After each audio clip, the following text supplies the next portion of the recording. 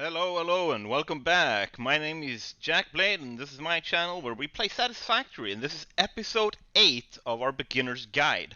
So, last time we built this monstrosity, and then I finished off by marking out, you can see a few protruding, like, concrete spaces here. This is where we will be making our small, like, mini factories that makes the space elevator parts. And yeah, that's my lookout platform down there with a little bit of a ladder, so I can easily like go and run across and get in when I need to. But yeah, like today we will be continuing this project, and I really want to show the power of building in this game. Once you get a hang of it, let's pick up some of this stuff. Once you get a hang of it, you can really. And here's also a fun trick: if you have max health, you don't die no matter how far you fall. And then let's see, here it is. Let's go this direction actually. And when you fall or when you build in this game, it's a really powerful system. Ooh, that was close. I might have died there. It's a really powerful system. That was not where I wanted to go. And what you want. Let's see if I can do my circus trick here again. Boo-ba-doo-ba-doo-ba-doo-ba-doo. I could not. It was too far away. Let's go a little bit closer. Let's go there. Do you think this is close enough? Doo-ba-doo-ba-doo-ba-doo. No! I'm really good at this today. I literally just woke up, so I might be a little bit woozy.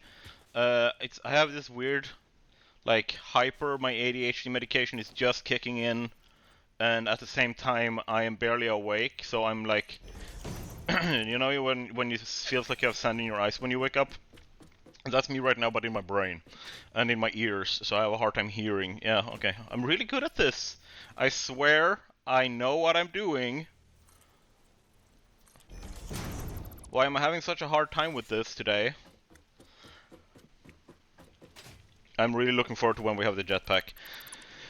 So, basically, what I wanted to show was the building mechanics or building tips that you can use here when constructing, and what I've been planning for this. Oh, there's a mushroom I haven't picked up yet.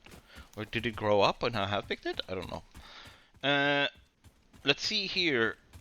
We have made this platform, and we made the underneath of this, and also we have some of these foundations. I probably will switch these out for these like catwalk style buildings instead, because then I don't have the clipping underneath, and I will just keep them in the middle where they are not overlapping, kind of thing. And this also creates like a sense of depth that I like. But yeah, like that. Today I will show some easy building tips. Like for example, in here I've used ramps to create this like bowl-looking like ramp around the whole thing. But up here, what I'm planning on doing is wrong side of the ladder. What I'm planning on doing is actually reverse that. So what I will do is I will take the ramps, right, and let's see, the 4-meter ramp, and I will paste this like so, right? And then I will place it on here, so you can see they overlap, and I will literally just go around and do this around the whole place to create this kind of like round, like wall structure around the entire thing. That also gives me like an indent here, so I don't just create a tube that goes straight up. So what it will look like in the end might be something along the lines of like almost like a silo. Like if you have been to the countryside and you've seen those like big wheat silos and stuff. Kind of like that. I really wanted the metallic concrete mix kind of thing. So that's basically what I've been planning, and then I will go around and I will fix all of that, and I will actually like create everything, and I will bring you back in, and I will show you how I've done what I've done, so that it like really looks what I wanted it to look, so you can understand my vision, and then I can go through exactly what I did to make it. Okay, so I will be right back with the next step of this. Boom. Yeah, here we go. That's a big change. And this is probably a solid like 4 hours of work. Yeah, give or take. 4 hours of work. And I also made this. It's like a work of modern art kind of thing. And the idea is that I wanted to have like a curved ramp up. And like I can run up here. For the single one, it's very simple. For this one, it takes a lot more. Like I have to actually run here, so this side is actually not really usable on the way up. It's a little bit more usable when I am actually driving on the way down. But the idea was to just make it a bit easier. So I've used the same curved techniques that I showed you in the last episode. There we go. I've used the same techniques to curve the road, and then I just placed in steps. Here you can see. And this was literally, like, I'm going to make something more up here. There's going to be like a storage building and stuff up here, and everything, for like the main storage of the world, so to speak. It's where the hub will be as well. I feel like Austin Powers. And then down here, let's go down again. The idea was to have like a parking structure, or a parking floor here for myself. Yeah. No! Like a glove. Perfect. So, yeah. Then down here, I spent a few hours building this. And let me show you. Like, I literally just have walls. This is a door. I've unlocked all of this in the Awesome Shop. I had something like almost 50 tickets saved up in the Awesome Sync. So I grabbed those and I unlocked a bunch of stuff, including the steel walls, the doors, and if you look on top here, I'll show you how I did this as well. But on top here you can see I've unlocked the beam connector and the beam packages, specifically so that I could make this. And the entire point of that was that I wanted to break up the uniformity. Like you can see, I have concrete. This was like what I showed you, the ramps. And then I used the double ramp 4 meters that had a little bit of a different angle, as you can see. And because of that, it created more of like a sloped dome feeling, which I really liked. I didn't know it did that, but it's like something that I discovered and I really like. And then the overlap kind of created these indents, and I really enjoyed that. Like this created patterns that I was not prepared for and that I really liked. So my idea was like, okay, how can I use that? You can see you got the same thing here with the walls when they overlap, when they cross each other, right? So the idea was that, okay, can I use these patterns for something? And I did that all the way around, like 3 layers up, and I realized that they became like the color became a little bit too uniform. So I was like, how do I break that up? This is very bright, so I picked this because it's kind of darker, and I could make it protrude, and I could place these as well that created an additional sense of like shape. And then I did that for the door here. I put that inside, and I just put like I put this section, this double ramp, literally just 1 layer up, so that if you look on the inside here, it is literally just like that double ramp is just 1 step up compared to the rest, and it gave me this entrance that I really, really like. I'm going to show you the inside. It's very bare bones for now, and I will develop that during the series as we go along, because it's a lot of handcrafted work. There is no blueprints used for any of this. This is all handcrafted. Yeah, and I wanted to break up the uniformity of this entire thing, so I made sure to let pillars poke through here, as if you had like almost like what is it called? Vacuum molded the concrete onto the entire thing, like using liquid vacuum molding to create that effect. So yeah, and then on top of that, I want to get to at least finishing up so we can actually send the space elevator today.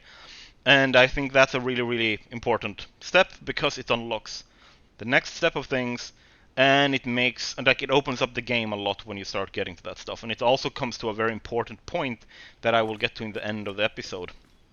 And one that I have reiterated before, and one I will reiterate again, about rushing. So yeah, on the inside, I have used signs to create a sense of light, so that if I go in here, if I go to options, let's say video, and I go to global illumination, and I set that to high, and I confirm here, as you can see, these lights suddenly create a whole different atmosphere in here, right? Because I want it to feel like you're walking from inside, outside here, here's the normal world, and then when we go inside, boom, should feel like a different world, right? So I've put those there. I'm not sure if I like them. I would like if you have tips for how to use signs for lighting, if you have like a video or something where something does that, like if you do it yourself, I would love to hear it down in the comments.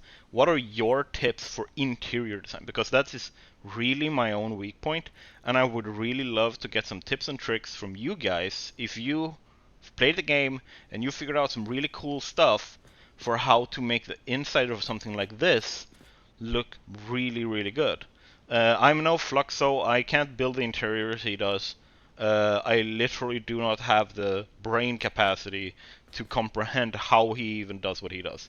So, like, if you have a tip there, feel free to leave it down in the comments, or jump over to my Discord and like send some pics, or like a short clip or something. I would love to hear it. And let's see here. And I basically I put that there because I kind of wanted to pull attention to like the ladder to this whole side. It's like there's a bright line there. I've used the same color for the entire thing. I also tried putting some of that outside, but it looked very weird, even with global illumination on. It looks very weird, unless you're playing like a nighttime save, which we're really not doing, not this save. I might do that, or if you guys would like me to play with night cycle on, same thing. Tell me down in the comments, and I will play with the night cycle on. I will play with global illumination on if you guys want me to. And I will basically start designing stuff with that lumen effect, like the lighting effects in mind. But yeah, basically that's what I've been doing, and like I can walk around the whole thing, but it's literally just the same thing all the way around. Let me just go into fly mode, and I can show you from a bit of a distance here. You can see this is what it ends up like. And I can tell you, I've become dizzy a couple of times just literally walking around, like putting these up, like because you're so close to everything, and then you kind of have to match everything up with because you have to go from the outside in.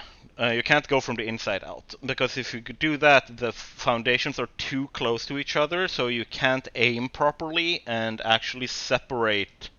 So you're gonna have one gap in the middle. And if you want to avoid that, you have to go from the outside in and place your foundations, that or your walls or roofs or whatever you're doing. Roofs we will also get to later in the episode. Same thing there. I suck at roofs. If you guys have really good ideas for roofs, please tell me. building is not my strong suit. I'm doing my best to just showcase and inspire.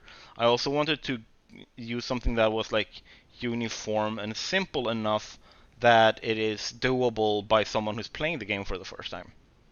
So if you feel like that was achieved here, or if you have questions, we're like, hey, how did you actually do this? How did you actually achieve this part? Like, how did you actually like make the overlap work without sea fighting and stuff like that? I have a guide out on my channel about how to fight, like deal with sea fighting. Yeah, I also switched all of these out, by the way, so that they are now fixed. I also need to put some lighting down here, but yeah, I haven't done that yet. So yeah, like you now have all of this being fixed with the catwalks, so there's no clipping, and I also think that created a more like stable sense, like or a separation, so to speak, of the middle platform versus the outer circle. So yeah, I think that looks really, really good.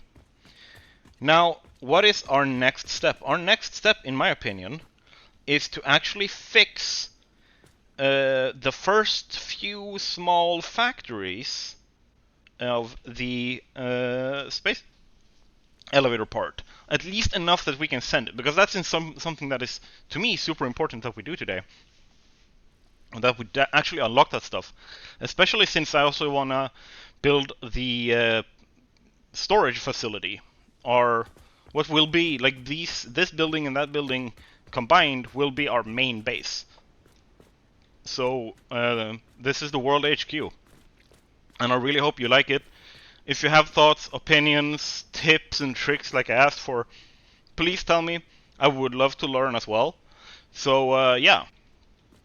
And I've seen some amazing stuff out there, so I know that there are people that are like a million times better than me at this, and I would love to hear from those guys.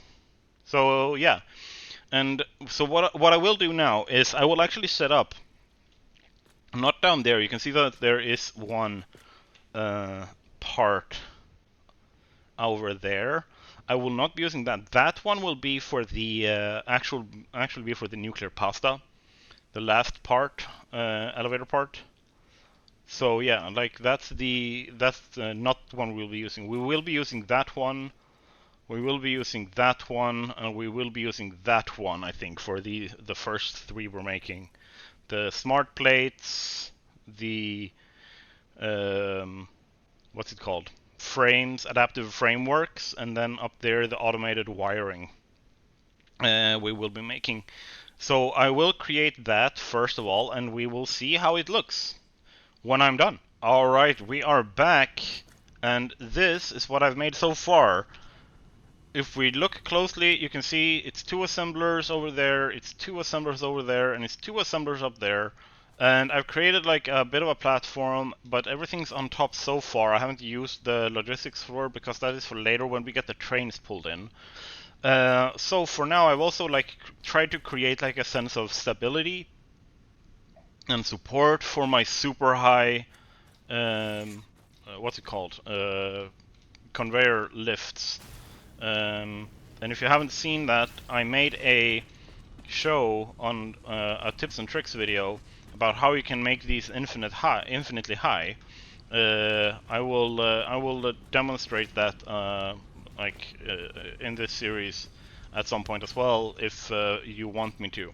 But basically, if you aim from the floor, no matter how high up you go, if you're aiming for a conveyor hole, like the actual conveyor lift floor hole, then the conveyor lift, if you place it down like this and then aim up at that hole, it doesn't matter how high it goes. Like it's an infinite height thing. Oh, I accidentally pressed one of my macro keys. I found a bunch of what did I find? Ooh, that's a bunch of hydro turbine spots. Cool. So yeah, like I've made this, and as you can see, they are empty now. They have done their thing, or rather, they are doing their thing. But yeah, like the basically, I've also overclocked these. You can tell because of the light, it's white. So I basically overclocked them so that they each behave like 2.5. So 2.5 assemblers. So essentially what this is actually is 5 assemblers worth of production on each platform. But the power usage scales higher, so they should be using, like, if we're accurate about it, they should be using like 40, or like 37, I think, 37 and a half megawatts, but the power usage scales up with the overclocking. It gets higher than it should be. So it's very expensive to run like this, but because there are not a lot of machines, I think it's fine. Also, if we look here, we're fine with our power usage, so I don't really care about that. So yeah, like that's set up, and they have all been producing now for a little while, specifically so that I can show you guys what I have done. So yeah, let's boom. Let's see what we can do here. I'm getting better at this as well. I haven't used this a lot, so I try to avoid. I also put up the hub here, by the way. This is where it's going to be. This is its actual permanent position. It's not going to move anymore after this, unless I decide on something drastic later. Like you see, like from last time, we unlocked everything. The MAM is up here. Have I unlocked something more here? No, I have not. That one is something we want to go for because this is what we want to use, turbo fuel, for our power. What have I unlocked here? What was that? Yeah, some inventory slots. I unlocked that stuff. This one is really good as well, later down the line, to have, so that we can actually, what's it called? So that we can set up scanning towers instead of walking around scanning ourselves. Have I unlocked something here? Not yet. I haven't done a lot with mycelia, but we do want the parachute for mobility. Haven't done anything in Criterium. Haven't done anything here. I should unlock these two specifically because I want that one. So yeah, I might save up and have a little bit of that. I have some DNA, so I could probably do that. But then we also want to go through all of these hard drives. I'm not going to do that over time. Because I really want to unlock certain alternative recipes. However, I'm going to wait with that because the alternative recipes are tied to one of the unlocks that we get from sending stuff with the space elevator. So yeah, so let's go down and actually look at the parts and send them into the space elevator so we can get some progress here. And it's always fun to me that you have to drop between each pole. But yeah, like, but you don't have to do that with the ceiling ones, the ceiling mounted power nodes, and you don't have to do that with the power towers, but you have to do it with the power poles. Which makes sense. Like, you can't just clip through a pole, right? But it's still very funny to me. So yeah, down here, this is what I'm going to be doing. Like, we're going to have this for all 9 space elevator parts. But for now, what we're just gonna do is grab conveyor belts, and we're just gonna run them into here and watch them flow in and send the space elevator. So basically, I will just wait until everything has been sent in, and once it has, we will send the space elevator. So I will be right back with that. So the space elevator parts, they have gone in, they are ready to send, and that's what we will do. Let's see, we start with the seal, boom, such a satisfying sound, and then we send. Let's see. Oh my god.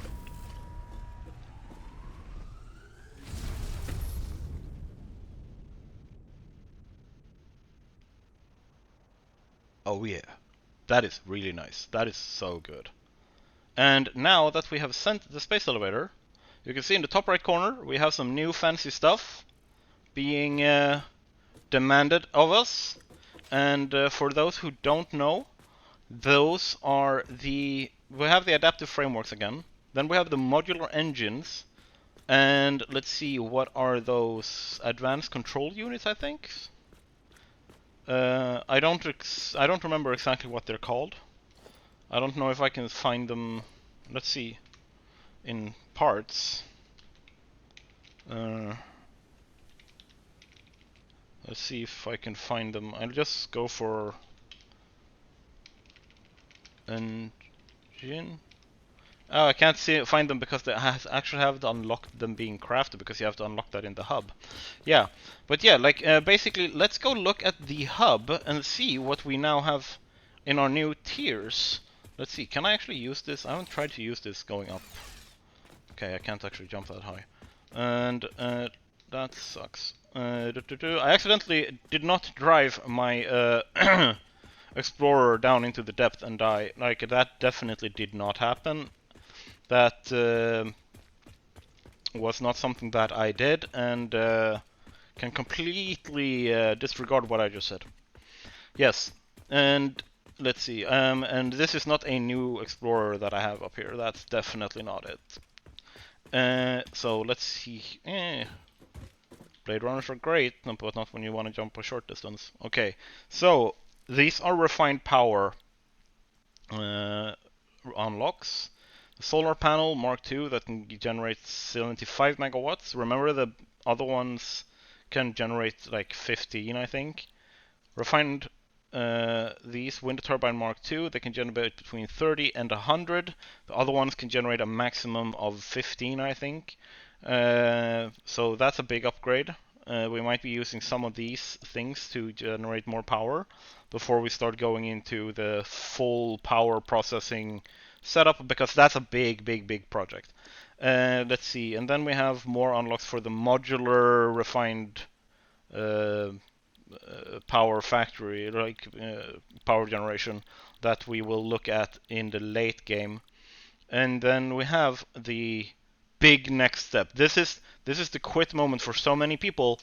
It's the oil refinery, and like oil extractor refinery. Like, we get a bunch of stuff here that we can now access. This tends to be a big quit moment for people, and I've heard so in the comments, people basically saying like, hey, this is where I get to, and this is where it starts to get hard. And I completely understand that. Like, tier 5, tier 6, you really get the difficult parts unlocked. I'm going to do this, but we're going to talk about something in a little bit here. Gas mask, this means that you can walk through the gas, and it will use gas filters instead of you having to blow up the gas nodes with the nobelisks. And some inventory slots.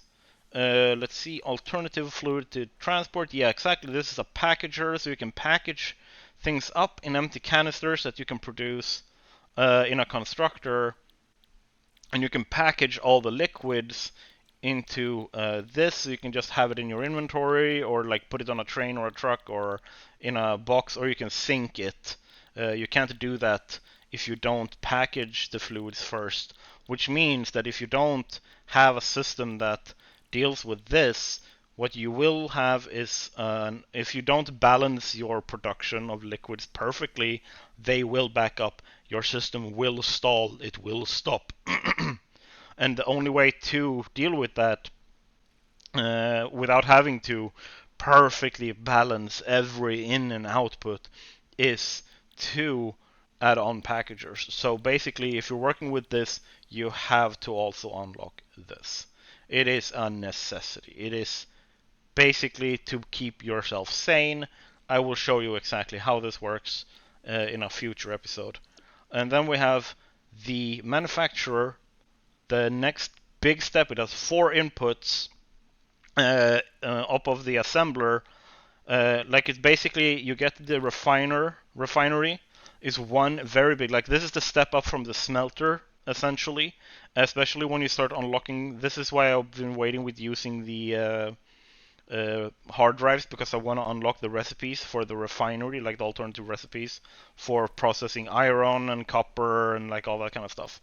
Let's see, and then we have the manufacturer, we have the truck. This is like a big Tonka truck. Like it has 48 slots, so it's the same size as one of the big containers, like the industrial containers that is like 2 inputs, 2 outputs. Next big component that we're gonna need to automate as well, the computer. And then we have the modular engine. That is the next like space elevator part, and we have the adaptive control unit. Like this is the big progress up unlock and everything, because the computer starts being used in a lot of stuff, and the trucks is a very good way to automate moving resources around. So yeah, this is also a very big unlock. But yeah, like the big tier 5 is like the big. Okay, now we get into some serious industrial like logistics. Now it starts getting complicated, and for a lot of people, that is a big quit moment. And I hope that I will be able to help you guys get through that without problem. And then tier 6, we have some modular combustion. This is some extra refined power stuff in the modded in inventory slots mods that I'm using. This unlocks more inventory slots. Then is the another mod here that unlocks a bunch of different blueprint designers. Like the first one is like 4x4x4 foundations, or is it 4x4x6? I think. The first one I don't remember exactly, but it's basically a 32 meters by 32 meters by 32 meters. The next one here is 48 by 48 by 48, so it's a lot bigger than what you could work with before. And then the Mark III one is 64 by 64 by 64. It's twice the volume that you can build in a single blueprint. And then you have the 4.1. This is 80 by 80 by 64. So it has the same height, but it has more width and depth. And then you have the 4.2, which is 96 by 96 by 48. So yeah, this one is still a little bit like higher, like 64 high. The 4.2 is 48, so it's a bit lower in terms of height, but it actually has a bit more width and depth for you for when you're not going to build that high, or you want to build more like layered stuff. And then you have the don't use this unless you back up your saves kind of thing, that is like 176 by 176 by 96. This is the big chunker of a blueprint designer. All of these uses the vanilla blueprint code. So even if you don't have the mod installed anymore, the blueprints you have made with these still works in your vanilla saves. Keep that in mind. If you want to move your blueprints over to like from a modded save where you've used this to a vanilla save, that works. Something to like, this is a fair warning to everyone. If you make a blueprint that uses parts you haven't unlocked yet, right? You can still place that, like parts one. Then I'm talking about like doors, conveyor holes, power nodes, like all of that kind of stuff. As long as you have the ingredients required to place down the blueprint, it will place down the blueprint with all the parts. Unless they were modded parts, then they will just not exist. Or you will get an error when placing the blueprint.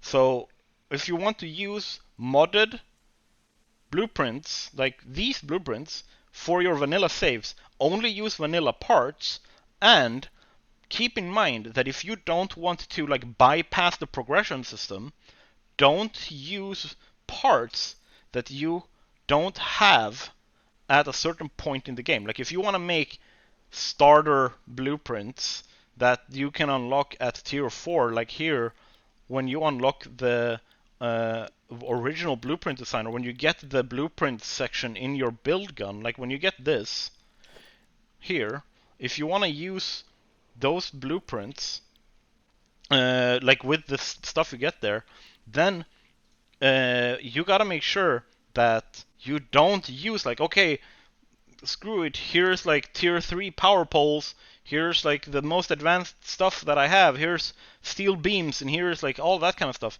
You like make sure that you only use the stuff that you have actually unlocked, because this one, they don't check for whether or not you have those things actually unlocked. It will go, that thing is in the blueprint, I will place that down, and it doesn't give a crap. So keep that in mind when using this, and if you want to keep a clean sense of progression, only use stuff that you have actually unlocked here when you unlock the blueprint and get access to it when you make these larger sets of blueprints, okay? And then we move into the vanilla stuff. Logistics Monks 4, this is a fuel generator. This is one we want to use when we start our own first like big power generation, like big power plant. This is what we want to use. And that basically, it can generate a metric crapload of power for you. I think that if you use this, I think you can generate something like 300 megawatts per machine using overclocking. So yeah, that is like an insane amount of power per unit. And when I make this, it will probably be a power plant that makes like 30,000 megawatts or something like that. And then we have the conveyor belt Mark IV, can move 480 resources. This is when you start being able to properly use the tier 2 miners, like the pure node tier 2 miner setup. You can, like, we will start scaling up our production a lot from here. Conveyor lift Mark IV, same thing, like they are there. At this point, they give you, hey, you need to find Caterium. So if you haven't unlocked Caterium stuff before, you probably need it at this point. Like, you literally can't progress if you don't have the smart splitters, the power pole Mark II, like all the Caterium stuff, basically. And then we want to have the jetpack, which is a great way of moving around. It uses fuel, and it will basically allow us to, like, in short bursts, fly around. It doesn't hover. It's a jetpack. It will make you fly high, and you can jump, and you can like mitigate falls and stuff like that. Then we have the trains, which is like a whole ass game in and of itself. Like if you only had this in the game, this would be a game unto itself. I will probably dedicate like a 3 or 4 episodes just to show how all of this works. And then we have Pipeline Engineering Mark II, which is like a higher level. They can give more head lift, so you can move liquids higher without having to place multiple pumps. Pipeline Mark II, which moves 600 cubic meters of fluid instead of 300, which is the tier 1 that you unlocked back in when you unlocked coal power over here. This one moves 300. So yeah, but that's basically it. And what we want to do first is we want to unlock oil processing. We basically want to unlock everything, right? But oil processing, alternative fluid transport, and industrial manufacturing, those are our primary ones that we want to unlock first. But before we do any of that, we need our main storage set up. So that's what we're going to do right now, and hopefully you guys will like the way that it looks. I have spent some time with it, and it's probably very basic, but I wanted to kind of like not focus too much on the look of it, but rather what you can see with it. So yeah, let's. I'm gonna snap my fingers, and magically, through the power of editing, multiple hours of time will have passed. You were probably in a fugue state, and then everything will have been made, and you can marvel at my mediocre building skills. And back from the fugue state, time has now, we've traveled through time, it's been even more hours, and we have finally placed the final touches on the storage. I've used a lot of glass, I've unlocked some metal pillars so I could use them, I unlocked some roof, and I've used a lot of like glass frame foundations. But the important part is this. I now have storage for all the parts we have automated so far, which is a lot. Like I didn't even think, yeah, because if you look here, I've placed in some detail. Like I tried to make it break up a little bit and look very nice. I added some nice backgrounds and everything for the signs. I tried to really put like focus on like, okay, here's where the details are, this is what's important. I tried to get some nice like height changes and stuff happening, and I have even more storage prepared that I can just like add stuff into, right? So not everything will go into these storages. I have, let's see, I think 30 different containers here, and that I can then dedicate to a specific thing, right? And I've made it double. One of the main reasons for that is that once we get to it, I will have like floor holes with floor like conveyor lift that brings in stuff from a train station that will be either underneath this or like over there, like on top of everything, or maybe over there. Like I haven't really decided exactly. But yeah, like what we have now is all of this set up with this window. Like this is what's important to me, is that like you can still see everything. You can still look out and see, because I want to have, as you can see, there's going to be like a bunch of small factories dotted around these cliffside, and I want that to be visible. I want the motion of the waterfall to be there, and basically if we look at the outside, if we go outside here a little bit, I wanted to make sure that the the conveyor belts and like the lines of everything were kind of visible to people. So yeah, basically I've just used these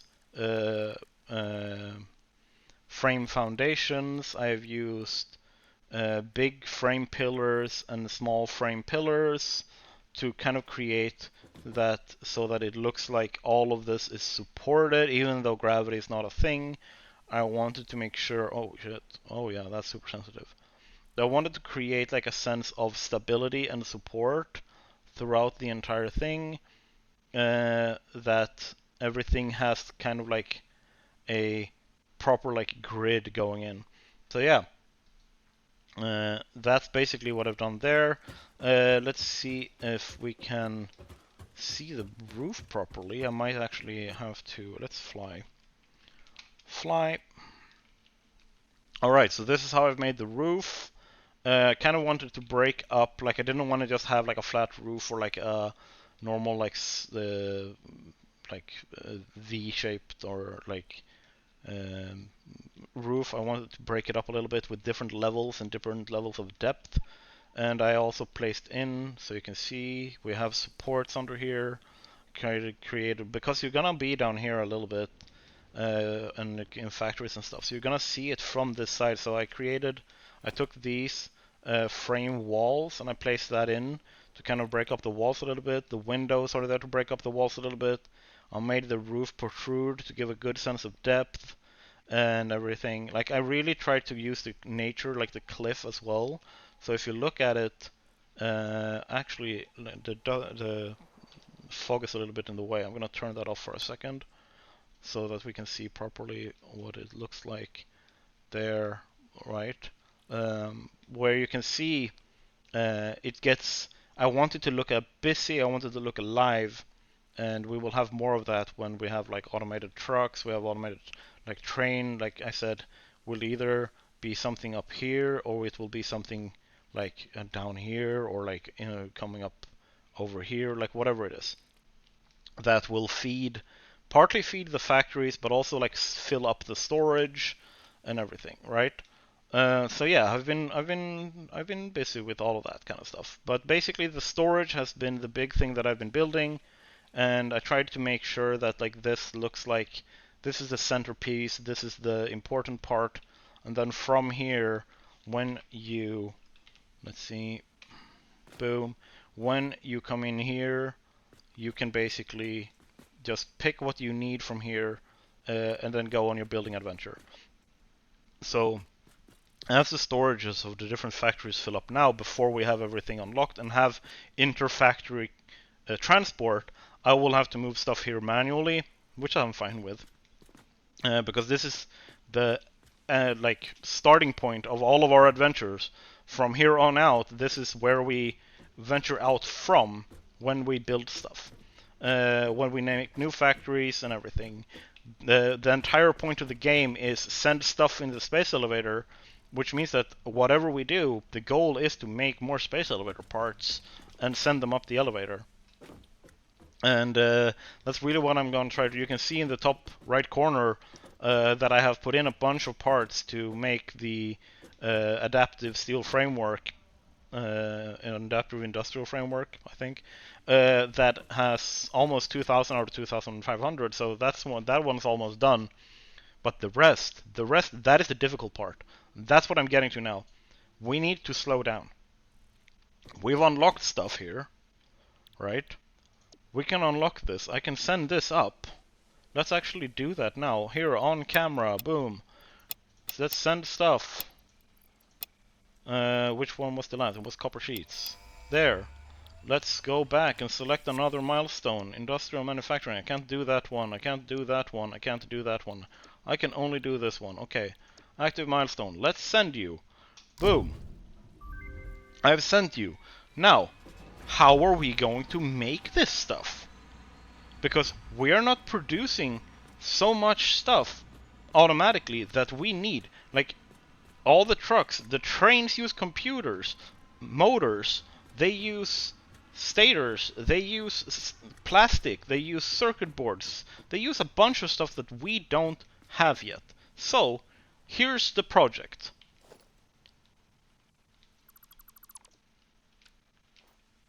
Okay? This is what we're going to be doing. We will automate stuff. Starting in the bottom right corner with the heavy modular frames. We're going to need to, I haven't even put rubber on here, I don't know why. We need to create these three first and foremost. These are the most important parts for us to make right now. Okay? They need to be automated because everything we build that is advanced in any way, shape, or form, the large trucks, the trains, train stations, whatever you're looking at, they use this. And they use that, which needs this. We also need that to unlock more advanced Caterium stuff. We need plastic for pretty much everything from here on out. This uses, like, we need to automate stuff. Just because we have unlocked stuff, more advanced stuff, doesn't mean that that's what we should be looking at right now. And this is the big thing, right? I'm gonna just put in an image here. Parts, I'm actually going to go find, there's the rubber, select image, boom. That's something we need to automate. On top of that, what we also need to automate, and that people don't necessarily think about, is we need to automate fuel. On top of that, we need to automate, like all of these things need to be automated at some point. And these are things we are unlocking now. These are things that we need to create now. So how do we do all of these things? Well, we slow down. Okay? We can't be rushing into building all of the advanced stuff just because it is unlocked, okay? I want to be clear. We're getting there, but we can't be building a plastic factory, or rubber, or fuel without any of this stuff, right? Because if we look here in production, what does a refinery use? Oops, it uses motors. Oops, that uses motors. Oil extractors, like this is the equivalent of the miners, but for the oil, they uses motors, right? We need to fix that. We need to have that. That uses rubber. The valve uses rubber. Like, we can't shut on and off our systems if we don't produce rubber. Like, we can go and easily get this stuff now that we've unlocked it in the awesome shop. But that doesn't really help because we can't build anything on a larger scale. Like, I can go into parts here and say like, oh, very nice, we've unlocked some of this stuff. Let's get that. Like, I'm gonna have this stuff, right? I'm gonna go and say like, okay, let's I'm gonna see, let's hear, I'm gonna get some stuff here. I have 20 tickets, so I'm gonna buy for all of it. Right? There, 20 tickets, buy for all. I'm gonna buy so that I have this stuff now. Great! But that doesn't help for large-scale automation, because look at it. When you are making the adaptive control units and you're making the modular engines, they will be using motors, they will be using computers, they will be using this stuff. And if we haven't paused, slowed down, gone back, like, hey, wait a minute, we unlocked this stuff a long time ago, that's not automated yet, we need to fix that. That's because the game's progression counts on you having this stuff when you start making this stuff. And if you try to rush that and go like, no, plastic has been like that's a big bottleneck in my progression. I can't unlock a bunch of stuff and build a bunch of stuff because I don't have plastic. Well, that's okay. Like, if you slow down, take a breath, and focus on one thing at a time, and we're gonna start over here, right? So I'm gonna go heavy modular frame, right? I'm gonna say, okay, what do you need? Have we automated this in the quantity needed to create, like, let's say 10 of these per minute, so that we have a somewhat decent amount coming in that we can be using, all right? No, like, we haven't even unlocked the manufacturer yet that is needed to make this stuff, right? That's something we need to keep in mind as well. We haven't even unlocked this stuff that we need here. Like, and then we have to ask ourselves, are there alternative recipes that makes this easier or more effective resource-wise? It's something that makes it easier for me to play. Well, while the hub and the space elevator is the primary progression, with the awesome thing or awesome shop being another one and the MAM being a fourth one, like, these two primary ones, they're the ones that kind of rush you. And what you need to do here is take a deep breath, just go, and then check yourself. Have you actually automated the basic stuff that you need to build the more advanced stuff? Okay? What have you made that makes it easier? Because, like, that's the whole thing. The reason why you build new stuff is to make things easier for yourself. If you're feeling like, okay, this is getting harder for me, then you are either rushing or you've missed something. And you gotta check what that is. And in this case, if I were to start rushing, okay, let's build trains, let's build, like, let's start with making trucks, and let's start with making the modular engine or the adaptive control unit. No. Like, you're not gonna get anywhere with rushing that. What you need to do is take a breath. Yes, craft up the motors so you can unlock and make the manufacturer, so you can make your heavy modular frames. But that's the only reason. That's what you're going for. You need to focus on that one thing that unlocks everything for you. And if you look at what these are used to build, or like what's used to build these things, these require heavy modular frames. These require heavy modular frames. These require heavy modular frames. These require heavy modular frames. Like, in here, these require motors. You need to automate motors and heavy modular frames before you start messing around with massive oil refineries and stuff like that. And that's what we're going to be doing in the next 2 episodes. It's going to be one episode where we are making heavy modular frames, not a big factory, but enough that we can have a usable amount. And in this episode after that, we will be making motors.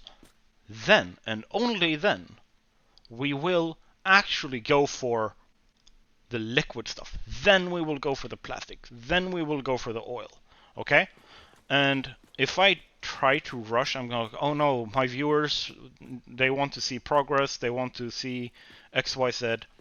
I am going to shoot myself in the foot and make things a lot harder for myself. Because if we don't have this stuff automated, if I can, like, I'm gonna turn this green when I'm done, and that's gonna feel really damn good. Because that unlocks so many things for me. Same thing, like, I need to make stators to make motors. But stators themselves are a pretty, like, I need steel pipes, which we are producing. That's why we're producing so many of them. We will be using those pipes. This is why we have a copper node over there, is so that we can produce copper wire, so that we can use the same steel factory to make the stators. But the stators need to go into making the motors. So we need rotors. Where are we going to get the rotors from? We need to think about these logistic things, because we don't have the inter-factory logistics yet that is required to make these things in different locations and then transport them around. We can create long, arduous, like, conveyor buses to do this, but I don't know about you, but I am not really in the mood to pull, like, a conveyor belt from over here all the way over to here, because the rotors we make over here in this factory, let's actually create, let's make a marker over here for that factory. I don't want this, because it's already creating them so slowly that I won't be able to get any stators in any significant amount without first rebuilding the starter factory. I don't want to do that. So I'm going to pull in and create rotors from a different location or a different, like, setup that's going to be very close to this. That's how you have to think. That's how you have to do it. Otherwise, you shoot yourself in the foot, and you don't want to do that. Okay? So keep that in mind. And once we are ready, and only then, will we be making any of this. We'll be making this. We'll be making rubber. We'll be making this. We'll be making computers. We'll be making these. Like these, they use copper sheets, and they use plastic. That's what they use. You don't have that in the same location right now. Like that's not gonna happen. Like even like these things are super complex logistically, especially because you're combining liquid and normal conveyor belts. Like pipes and conveyor belts combined always make things harder, and you have to adapt your entire playstyle to the stage of the game you're at in this case. And number one, you don't, or in this case, I don't produce the things that I need to make everything easier for me, right? Because I need to prep for inter-factory logistics. And I need these things to do that. Okay? So, with that said, what we have done here in this episode... Oh, that was wrong. No, stop typing wrong. Fly. So what we have done in this episode is still insane progress. Okay? Let's make that clear. This here, this wasn't here 20 hours ago. 20 hours ago, this did not exist. And that is insane progress. Anything you do to improve your world is progress. Not just when you send the space elevator, and not just when you send the hub. That is like my entire philosophy when I'm playing automation games is, have I actually automated the things that I need to make my life easier? Because that's the entire point of the automation. If I haven't made my life easier with it, I haven't automated correctly. Okay? So take a look at your own worlds. Have I automated correctly? Does this automation make my life easier, or does it make my life harder? Keep that in mind. With that said, episode is over. I don't really have time to record anymore, but I'm really, really happy if you enjoy the episode so far. I'm really, really happy if you enjoy the series and if you learn something and if you feel inspired. I am so grateful because what I can tell you is during the recording of this episode, I hit 100 subscribers. I'm pretty sure. I'm gonna go double check right now and see if I did. No, I'm at 99 subscribers. 99 subscribers. So what I want to see is when this episode goes live, I want to see one of you guys become the 100th subscriber, and I want to see down in the comments, I want to see suggestions for interiors. I want to see like, how do you do roofs? Because I know I suck at roofs, I suck at interiors.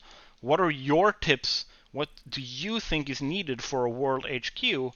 And more than that, what is your thoughts on what is needed to make your life easier? Like what if you've solved this, if you passed this quit state, leave your tips for all the new players in the comments and let's get past this together, okay?